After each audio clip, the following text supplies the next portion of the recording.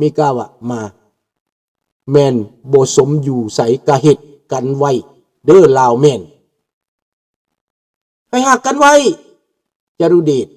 ขอบใจหลายๆเนาะเอ้าลุงขอพักก่อนมื้อนี้นะใครๆเนี่ยแหละเว้าก็บ่แฮกปานใดเนาะมันสิดีขึ้นไปเรื่อยๆบ่อยากไปหาหมอธรรมดาไปหาหมอแล้วกินยาก็เศร้าดอกแต่ว่าไปกินยาซื้อเอานี่นะมันก็บ่ปานใดเนาะขี้ข้านไปหาหมอเนาะคนอีสานไปเฮ็ดเวียกอยู่กรุงเทพคนไทยก็พากันกินปลาแดกน้ำบาดนี่อันนั้นแหละปลาแดกเอาชนะแหละกินปลาแดกไหมได้เต็มตลาดอเมริกาได้ปลาแดกไหมนะไหมพิรมพรนะมีปลาแดกอีกยี่ห้อหนึ่งมาอีกตำมักหุงนี่โอ้ยถอกใส่โลดจวดโลดเลยพบกันใหม่เนาะพบกันใหม่มื้ออื่นเด้อภาษาเดียวกันเข้าใจกันง่ายเนาะขอบใจหลายๆหักแพงกันเด้อลูกหลานเด้อ